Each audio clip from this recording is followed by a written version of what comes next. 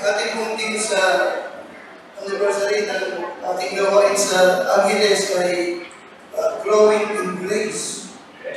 At dahil doon ay ibig kong yan ang ating maging paksa din ngayon. At sa paraan ay muli kong may pangalalat po sa inyo bakit kailangan, bakit essential ang patuloy na paglago ng isang Kristiyano. Of course, minsan lahat ang church. Lumalago ang church, lumalago din ang bawat pagkakuluan ng isang church. Bakit ito kailangan? So, okay, first, Thessalonians chapter 3, kung kayo po ibigaya, ay ating basahin po, wala talagang isa, hanggang anim. Thessalonians chapter 3, verse 1, number 6, at wala tayo na pagbasa. Therefore, when we could no longer forbear, we thought it good to be left at Athens alone.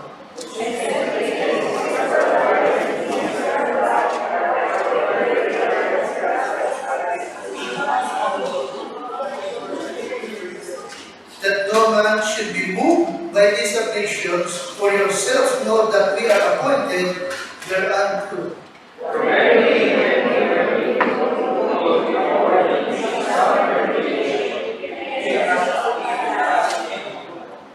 For this cause, when I could no longer forbear, I sent to know your faith, lest by some means the tempter have tempted you and our labor be in vain.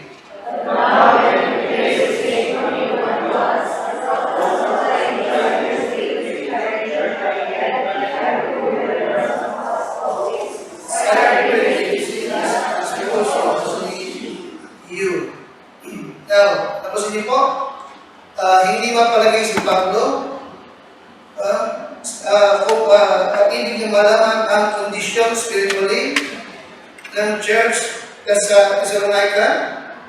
At dahil hindi siya mapalagay, ay ganyan sinugo si Timothy. O pinagtakbay niya. Pagpunta ka daw, Timothy, alamin mo yung kanilang kalagayan. Alamin mo. Hindi yung gusali, hindi yung offering, kundi yung kanilang kalagayan spiritual. Yung kanilang faith. Another verse number 5. For this cause, when I could no longer forbear. For this cause, when I could no longer forbear, I sent to know your faith. Ano yun?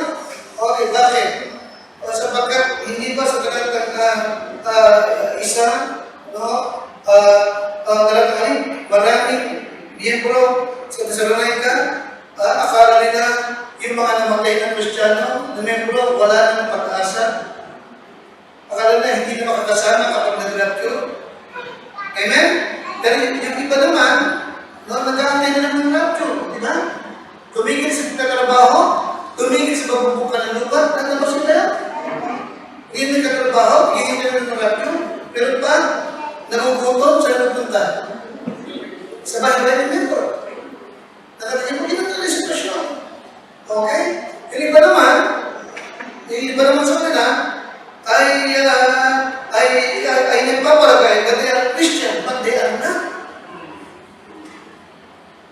You see? So yun ang concern ni Pablo. At makikita mo kay Pablo, siya yung klase ng Kristiyano na hindi lang basta nagbuhay ng kaluluhan, nagpaluwa, kundi very responsible. Very responsible. Ayaw niyang mapabayaan yung gawain kahit siya nasa malayong lugar. Kung hindi siya makakapunta, nagpapapunta siya ng iba. Nakati po yun? Yan yung isa?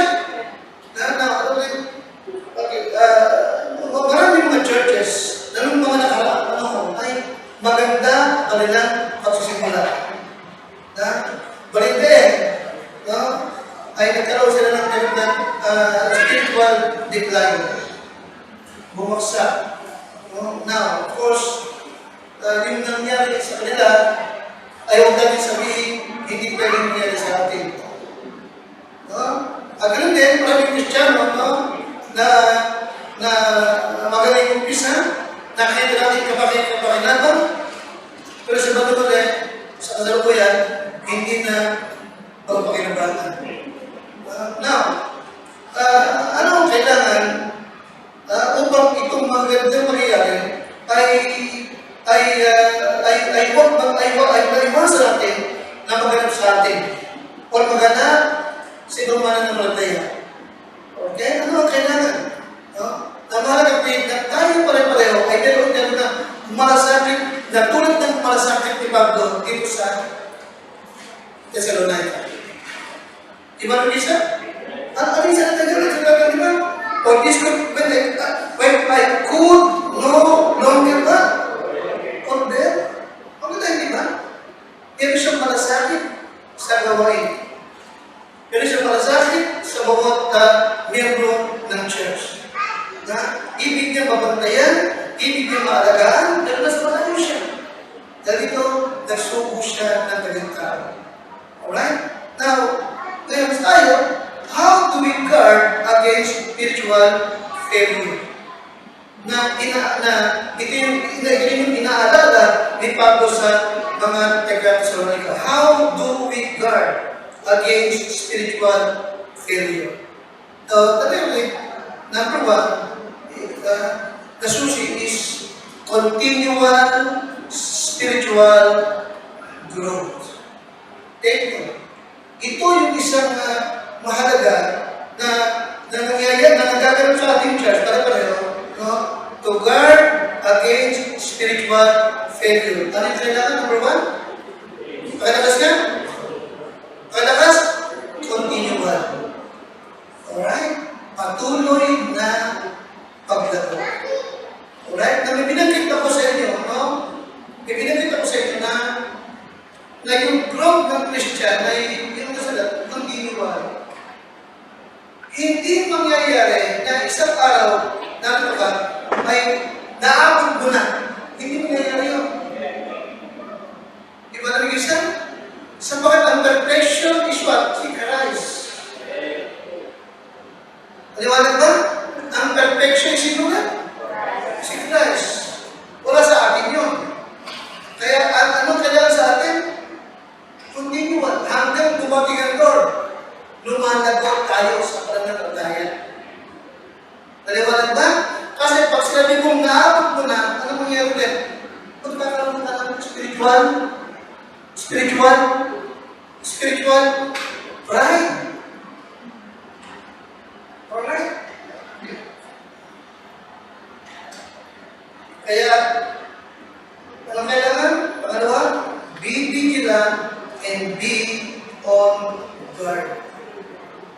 Okay? Be vigilant and be what? Be on guard. Alright? Okay, listen to me. Spirituality, doctrinal purity, and soul winning and outreaches must be maintained. It must be maintained. Ano ibig sabihin? Now, nababasin niyo ba rin? Sa loob ng 30 years natin, may mga paksa tayong nadaanan, pero madalas dumadaan pa rin tayo. Tapos niyo po, hindi pwede isang araw ang mapakinggan mo dito ay bagong-bago. Ngayon, ulang natin yan. Hindi magyayari yun. Kapag nakalit ka doon, iba na tuklino mo. Nakali po ako? Sa bahay, di ba? Isang araw, nakakilong na lang. Ngayon lang, may pagkain na dito sa Christ. Ngayon lang ito. Gano'n na. Hindi, di ba? Gano'n din sa church.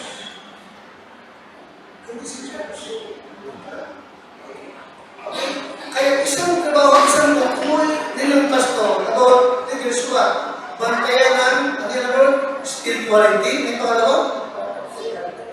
And what? Serving, evangelism, and outreaches. It must be maintained. Pero ang salita na, eternal vigilance is the price of eternal liberty. Okay?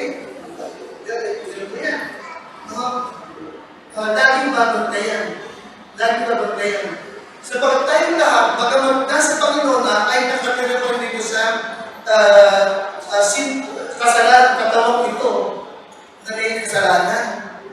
Kaya kapag ka hindi mababantayan, kahit pa sabihin, faithful kang talis ka, isang araw, kapag hindi mo na nagawa ng tithing sa pastor mo, isang araw, bakit hindi mo na-tithes? Nakikinig ka sa akin? Amen? Totoo, hindi mo ba? Amen? Isang araw, kapag ka mga 5 buwan na, nawala ng preaching ng songwin, isang araw, di ka sa sabihin. Kaya ito dahil ipinapala para mamigtin natin. Amen? Amen? Ang dahil din. Ang dahil din. Tapos inyo, tapos taon-taon, gumawin ka sa doctrine lesson. Bakit kailangan mamigtin niyo? Alright? Kaya sa ganun pala, na ano yung continual spiritual growth. Sa ganun paraan ay nababantayan natin ang ating doktrina, ang ating sowing evangelism, hindi ito dapat nalalangin. Alright? Ito yung isa, talaga, parang bagay na hindi kong ipaalala ko, yes, a person must be saved in order to grow. Diba? A person must be saved in order to grow spiritually. Alright? See? Now, walang pag nag-spiritual, kung walang service, di ba? Diba? Okay? But, salvation alone will not mature you. A person must be saved upang lumago siya spiritual. Pero pa man, ang kaligtasan ay hindi sapat para lumago ka. Hindi sapat. Ano yung sabihin? Grow is not automatic. Ano sabi ko? Diba? Ang paglagawa nito automatic. Grow begin with a decision. Ang paglago ay hindi automatic. Hindi ito kusang nangyayari. Are you with me? In Matthew chapter 9, verse number 9, nakikita nyo, growth begins with a decision. Okay? Growth begins with what? Alright. Diba? Gusto kong lumago. Gusto kong magbunga. Gusto kong lumalim sa doctrine. Hindi siya. Kaya gusto kong maipaliwanag ng pagkawa, bakit ako Baptist? Bakit ba hindi kami Pentecostal? Bakit ba hindi kami Charismatic? Bakit ba ako Baptist at hindi nang basta Bible Baptist? Ano ba pagkakaiba ko? Gusto kong malaman ng bagay na yan. So growth is not automatic. Growth begins with what? With what? Yes, ito yung decision. In Matthew chapter 9, verse number 9, ano sabi ng Matthew? Matthew 9?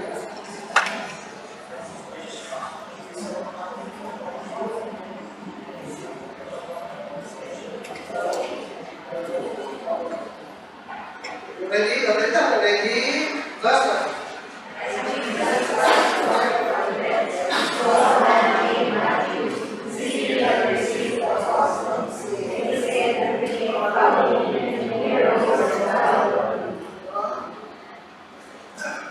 Okay. Automatic ba si Mateo ay sumunod? Tinawag siya ng Panginoon. Amen? Tinawag siya ng Lord. At yung kanyang pagsunod is what? Kapasyahan niya. Ayan siya? Okay, magpapasya ko. Susunod ako sa iyo. Okay? Growth is a decision. Okay, we must decide to follow the Lord. Right? Ano ba? Maligtas tayo pare-pareho, hindi ba? Hindi natin naman alam kung saan tayo dadalhin ng ating kaligtasan. Ano mo, magkakalit ko nangyari sa akin? Diba? Ngayon ko isip na, ano mangyayari ba? Kasi naman, hindi natin alam. Diba? Amen? Di ba alam? Alright? I just follow the Lord by faith. Amen? Sunod sa Lord by faith. Hindi ko alam mangyayari sa akin. But of course, ito na. Amen siya. Amen?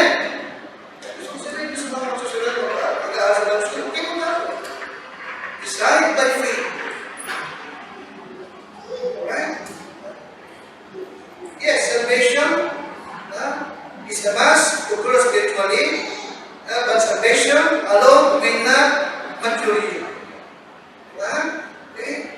You must decide. Alright? Kailangan magpasya ka na susunod ka sa Panginoon. Amen siya? Amen? Kailangan magpasya ka, susunod ako sa Panginoon. Alright?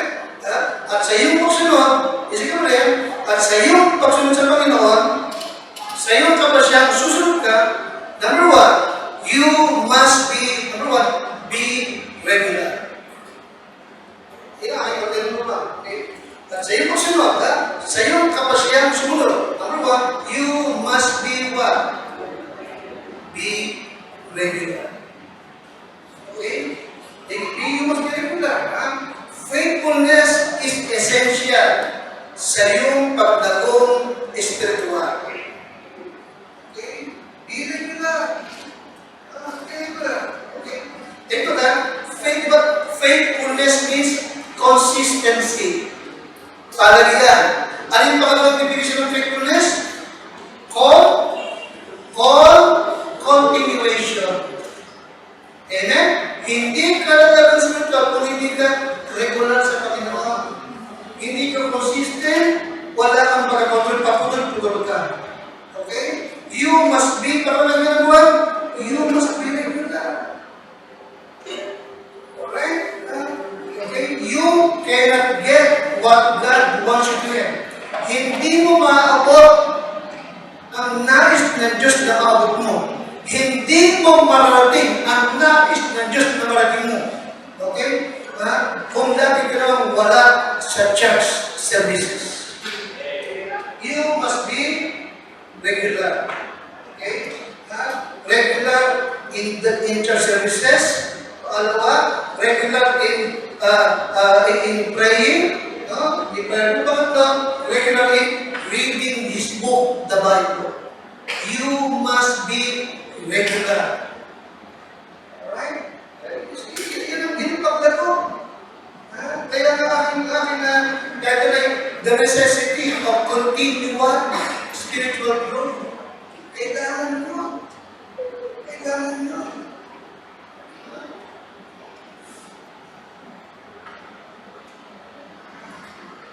Sa Amerika, mabuti na mabuti. Hindi mabuti. Hindi sa Philippines to. Bagaman, may mga pastor na nagsimula ng Baptist, nagtapos ng test. Wala na. Okay. Isang bagay, at meron tinatawag ng pedo-Baptist. Ano yung pedo-Baptist? Yung mga Baptist na nagbibinyag din ng bata. Pedo-Baptist ang tawag to. Hindi na Baptist yun. Now, ilan ang kongrehan, bakit may mga Baptist, kahit pastor na umaalis sa Baptist, naging iba? Okay, totoo nga ang nangyari. Isang bagay pala, aywa. Okay? Most karamihan, intellectual, no? At maraming mga books na binabasa nila, at pinapalo nila ng mga Anglican, Presbyterian, Methodist, non-sectarian, no? Dahil mga Victory in Christ, kumukuha sila ng idea doon, nakikinig sila sa mga skola nila. Alright? At ang malungkot, ito, no, ay kumukuha sila ng correspondence kung hindi mo naman sa school. Okay.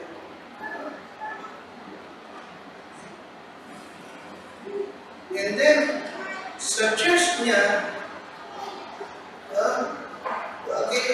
pangit yung church eh, matagal yung church eh, wala silang Baptist, wala silang Baptist doctrine. Wala silang pagtuturo ng Baptist distinct.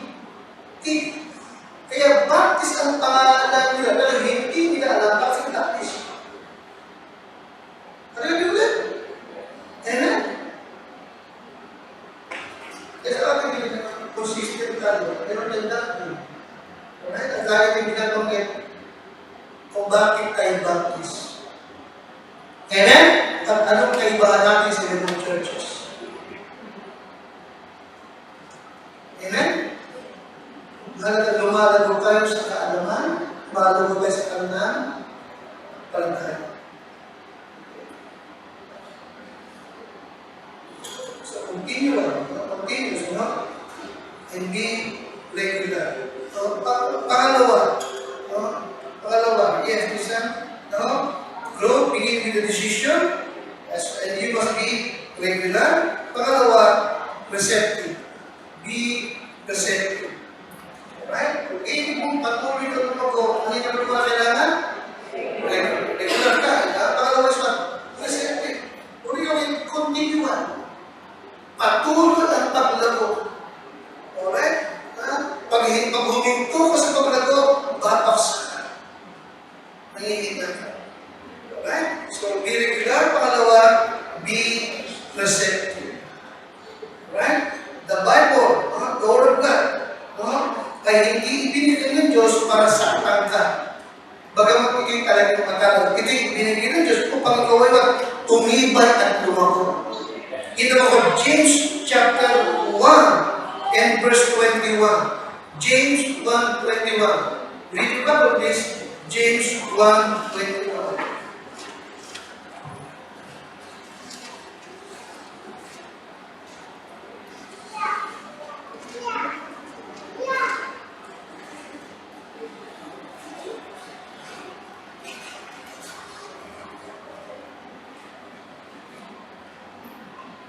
Tuloy yung kung nasa ulo ka na nakakagawa ko na pastor ng conservative Baptist na nakasok ng sultana.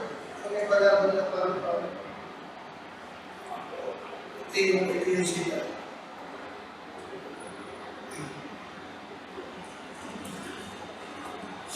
Okay, James 1:21, hindi na po kayo. Hindi pa tuturo sa atin ng Panginoon. James 1:21. Alright, verse number, okay.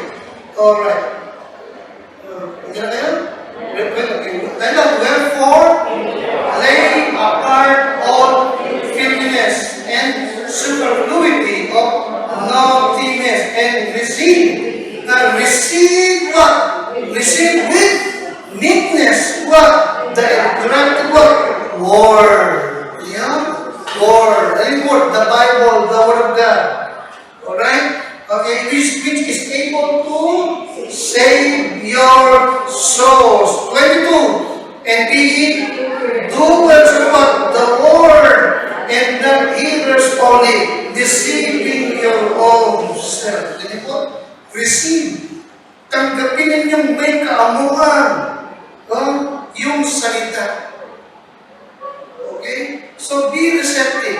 Be receptive. Alright? Be receptive. Okay? The Word of God must be received. Ang salita ng Diyos ay dapat tanggapin in order to bring you growth. Tanggapin mo ito tulad ng pagtanggap mo sa pagkain ibinibigay sa iyo. Pagkain ito eh. Amen? Now, sa paraan tanggapin ng salita? With what? With meekness. Liwanag ba? With meekness. Diba? May kaamuan. Amen? Walang paglaban, walang pagtanggi. Maliwanag ba? Maliwanag ba? Walang pangangalubinan. Hindi bagay sa akin. Hindi sa akin yan. Sa kanya yan. Pag ito'y pinangaral, dapat ito'y para sa ating lahat. Okay?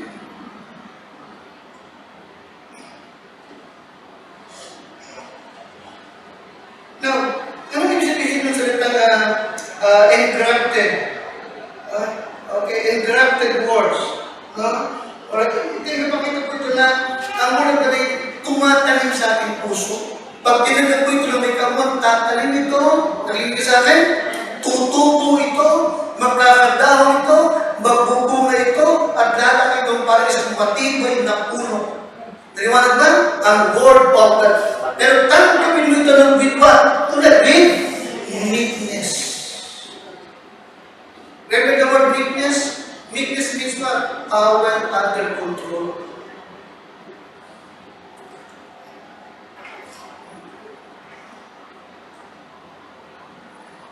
Meaning to say, pwede mong tagihan, pwede mong tagapin. Tama? Kaya gusto ng Diyos, pagkabin mo na may kaamuhan. Alright? Kailangan sa iyong ikalalago, iyong ikakikita.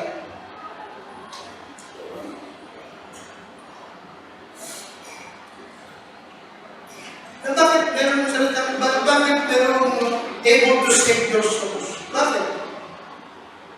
O bakit ang book of James ay simulan sa save. Hindi saan save? Ano bakit save souls? Ano sabihin? Listen, remember last Sunday, may pinag-usapan tayo about disease of the souls. Liwanag ba? Liwanag ba? Nagkakasakit din ang kaluluwa. Alright? Maraming Christian ay iba, namatay na spiritually. Okay? Kaya tanggapin mo na may kaabuan ang salita ipinananalan. Alright? Okay. So be regular, be receptive, and number 3, be responsive. Be responsive. Alright? Responsive is what? Quick to response. Amen? Quick to what? Quick to response. Diba? Kaya ito, di ba? Ugali natin dito. Pagka ipinangalan salita, dito pa lang, mag-issue ka na. Amen? Dito pa lang sabihin mo, gagawin ko na. Be responsive. Okay? Remember si Samuel, nung bata pa siya, nung tawagin siya ng Panginoon, nung gabi na nakahiga siya, anong sabi ni Samuel? Mangusap ka, Lord, nakikinig ang iyong lingkod. Amen? Speak, Lord, thy servant heareth. Naging sa Isaiah, di ba? Nung tawagin siya ng Lord sa Isaiah, ang sabi ni Isaiah, here am I, send me. Amen? Here am I, send me.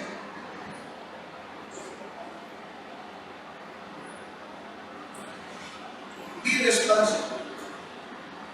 Sabi ng Lord kay Matthew, chapter 9, follow me. Ano ba ni Matthew? Agad siya tumayo and he followed Jesus. Be responsible. Be responsible. Alright? Yes, the word of God must be heeded. But hearing without heeding is useless. Diba? Hearing without heeding is useless. It's useless.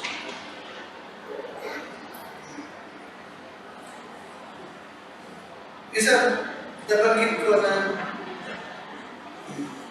yung mga pastor na nagdidibati sila. Ano ang pinakamabuti, pinakamagaling na sermon or na sermon? Ito ba'y tactical o expository?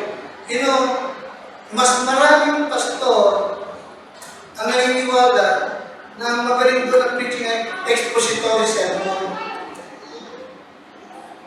Okay? Expository. But ibig ko malaman din na karamihan sa mga growing churches, hindi expository ang pastor. Okay? Kundi ba? Pinaghalang textual and topical. Expository sermon ay ito yung pag nakikinig ka, para ka nagbabasa ng comment ng Bible commentary. Na bawat isa may paliwanag, merong pang Hebrew, merong pang Greek, para ka nagbabasa ng Bible.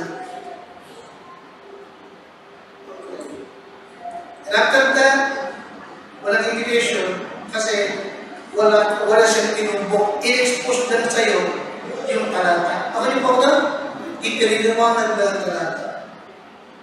Okay? Kaya hindi mo alam kung anong pag-desisyonan mo na hindi tayo ganun. Alright? Mahalaga kasi bawat sermon o preaching na ating napakinggan ay meron tayong ba? Response. Amen?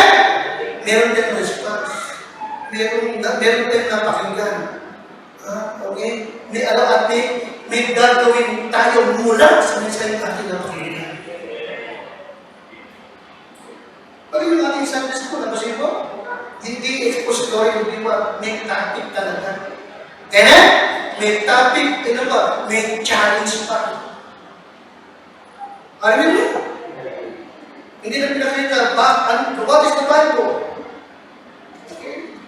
Ang ibig sabihin ng divine inspiration, hindi naman pinag-iwanan. Pero may hamon na video po. Amen? Share it. Nagtapos kayo ng lesson about prayer. Amen? What is prayer? Bakit kailangan ito? Diba? Pero sa bandang doon, may hamon. Amen? Now pray. Amen? Amen is that? Kaya, ano yung pangalan mo kailangan? Sa ating kailangan ito, you must be what? You must be kailangan. You must be responsible. You must be responsible. Okay? Okay. Hindi binigay ang salita ng Diyos para lang magkaroon ka ng knowledge. Ibinigay ito para mayroon kang maging pagbabago sa buhay. Amen? Amen? At ang pagbabago ay nag-umpisa sa iyo pa, pag-response sa kanyang salita. Because hearing without heeding is useless. Bakit nakinig ka pa? Tama? Bakit nakinig ka pa kung wala ka namang isasawa? Diba? Okay, ano sabi mo rin talata? James chapter 1 and verse 22. Pakilabas niya? James 1:22. But be ye doers of the word, and not hearers only. Bakit kapag nakinig ka, dinadayan mo lang ang sarili? So be responsible. Be responsible. Alright? Pag napakinggan mo si Lord, here am I, Lord, send me. Speak, Lord, the servant hearing.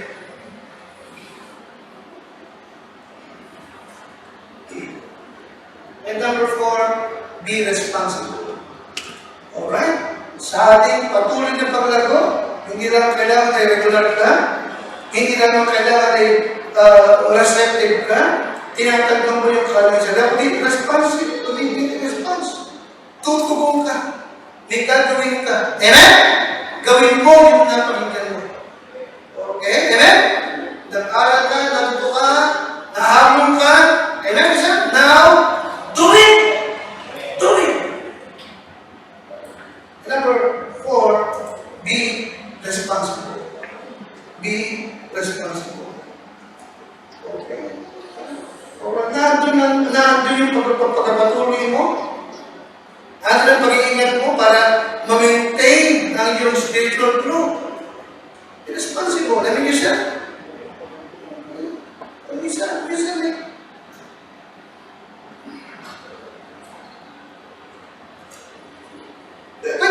Pwede bang mangyari yun na alam mo nanunupit ka spiritual pero hindi mo alam? Pwede mangyari yun? Nanunupit ka, nagigina ka na wala kang galang magpit pero hindi mo alam. Pwede mangyari yun? Hindi mo alam? Hindi ko alam. Pwede ko sa yan. Pwede mangyari yun? Hindi ka alam. So, ang kailangan? Be responsible. Pray. Read the book. Be responsible. Amen? Go to church. Huwag ka nang papaalalahanan. Be responsible. Education. So really, hindi ka kailangan pa. Kailangan ka. Sumunod ka naman.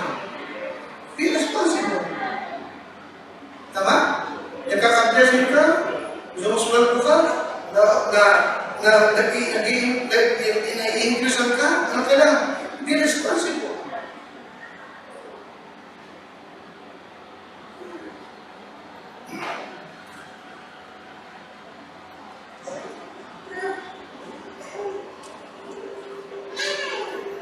Merong member na alam mong pa-absent ka, anong gagawin mo? Irresponsible. Maliwanag ba? Huwag mo sabihin, wala akong pakialam sa kanya. Sino ba yung walang pakialam sa kapatid? Sino yung walang pakialam sa kapatid? Si Cain. Anong katwin ni Cain? Am I my brother's keeper? Diba? Irresponsible. Huwag mo kalimutan. Pag kinop yung Hebrews 10:25, ano lang ang alam mo? Ang alam mo lang church attendance, tama? Yun ang alam mo, pero hindi naman church attendance na pinag-usap mo doon. Ikaw ulit.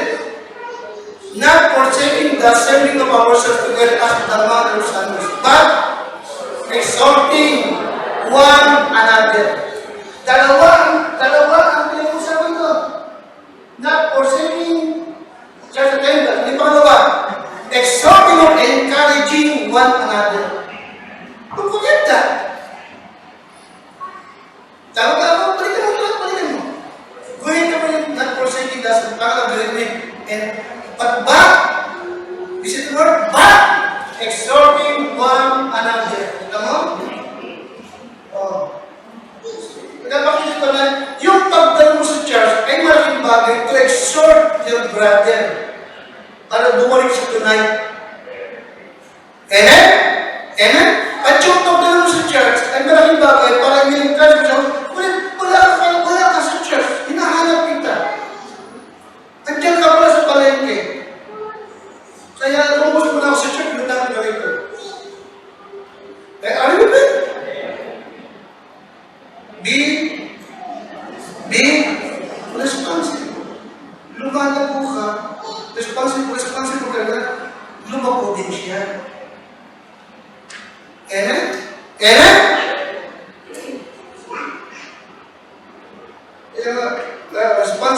Responsive and respond. Responsive and what? Responsible. Okay? The Bible says, how to grow. How to grow. O itong dahil kung binabanggit sa inyo, yung how to grow, pero ibibigay ko ito na kailan magpalawak. How to grow. Now, ano ang foundation of spiritual growth? Ano ang foundation for spiritual growth? The foundation for spiritual growth, maturity of growth is what? Number one, the Bible. The Bible. Ito ang foundation para lumago spiritual at Christian. The Word of God or the Bible. Amen? Amen? Ano yung sa verse number 17? That the man of God may be perfect, truly, nipang ang tao ng Diyos ay maging sakdan. Mag-mature. Ito ang lumos sa lahat ng kawang. See, the Bible, the word siya. Man shall not live by bread alone, but by every word that. And 1 Peter 2:2, as a newborn babe, decide the sincere need of the word that you may grow. Then what? Pangalawa is what? The pastor. Amen? The pastor. Hindi ka nagagawa kung wala kang pastor. Amen? Paano ka nagagawa? Wala ka naman sa kawan. Amen? The pastor. Okay? Chapter 4. 11. 13. Okay, ma'am? At ang Panginoon ay nagbigay sa church. No? What is number 11? And He gave. At pinagkalooban niya ang mga iba. Ang mga churches na maging apostol, propeta, evangelist, pastor, at mga guro. Okay. Basahin sa King James. Okay, okay na? O, ayan ang evangelist at apostol, okay, wala lang apostol, wala lang propeta, ito yung yung panahon na ng mga evangelist at ng pastor. Alright, now listen to me, hindi lahat ay evangelist. Pero ang pastor ay sinabihan na, pastor, do the work of an evangelist. May evangelist talaga. Okay? Pero ang pastor, tungkulin niya isagawa din ang gawain ng isang evangelist. Anong gawain ng evangelist? So winning evangelism. Sa field. Sa field yan. Sa field yan. Okay? Parang yung ginawa ni Brother Marvin. Nag-evangelism din. Nag-doctor, pupunta ako. Okay, now para saan sila? Para saan? Okay, number 12. Sa what? For the perfecting of the saints, for the work of the ministry, and for the edifying of the body of Christ, the church. Kaya mo? Yan ang pundasyon ng paglago. The word God, pangalawa, the pastor ng sa church. Okay? Pangatlo, for the church. The church. Okay? Ikatlong pundasyon of the church. Tapasin mo yan? First Timothy 15.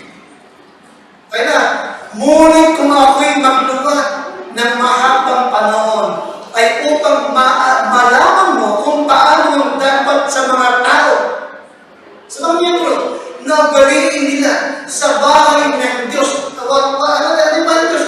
The church of the living God, the church, okay, pillar and what? The ground of what? The truth. Kaya mo? Kaya nga doon sa Calvary Bible Baptist talaga, makakadinig ka ng purong truth. Amen? Purong truth. Sa pagkatang church ba, siyang pillar and ground of the truth. You see?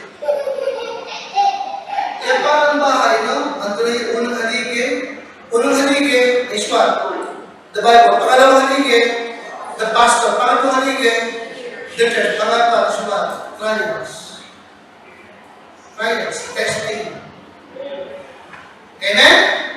Amen? May Bible ka na, may pastor ka na, may church ka na, ano yung dapat na kailangan? Ano yung dapat na kailangan? Okay? Alright? Close the book, close your Bible, close the notebook. Okay? Then, pag-isimula na ang examination. Tama niyo ba ako? Tama niyo ba ako?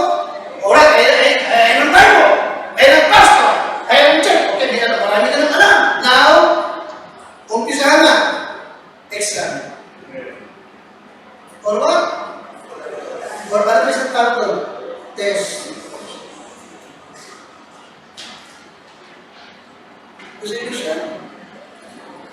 Naman ba ako? Kailangan. Alright? Verse 5:10. Hindi ibinibigay ng Lord para ilagdag ka. Ibinibigay ng Lord para ilagdag ka, patibahin ka. So, kung nakita ng teaching na, bibigyan ko siya ng exam. Talagang panghabaksakin ko siya. Yung gano'n, hindi ba? Ang layan Diyos siya, ay makapasa ka. Amen? Makapasa ka through experience. Amen? Oh. And faith. Alright. Basahin mo natin. At ang Diyos ng buong biyaya na sa inyo'y tumawag sa kanyang walang hanggang kaluwaran ating kay Kristo. Pagkatapos na kayo'y pagkatapos makapagbatang sandaling panahon. Hindi matagal. Sandaling lang yan. Matatapos din yan.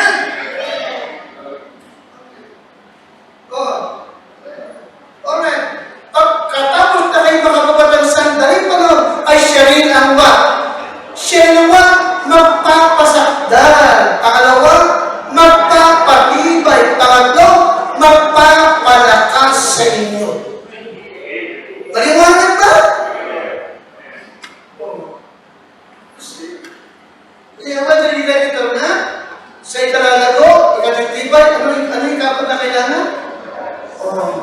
trials.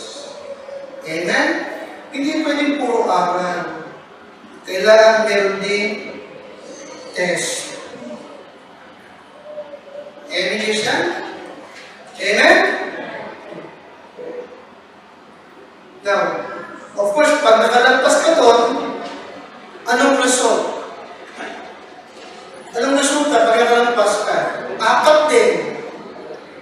Number 1, unity. Number 1 is what? Unity. Number 2, understanding. Malawak na unawa mo. Amen? Number 1 is what? Unity. Number 2, understanding. Number 3, holiness. And number 4, doctrinal purity. Yan ang resulta. Amen? Yan ang resulta ng iyong paglalaro. Ano naman ang resulta? Unity. Amen? Hindi ka pag-aaway. Hanap mo lang sa pagkakaisa. Anong pangalawa? Okay mo lang, may pag-unawa ka na. Malalim na unawa mo, marunong ka na. Amen? Amen? Nakapagtuturo ka na. Pangatlo is what? Holiness.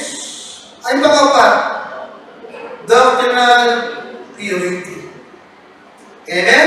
Kaya kailangan talaga ay patuloy tayong lumalago pare-pareho.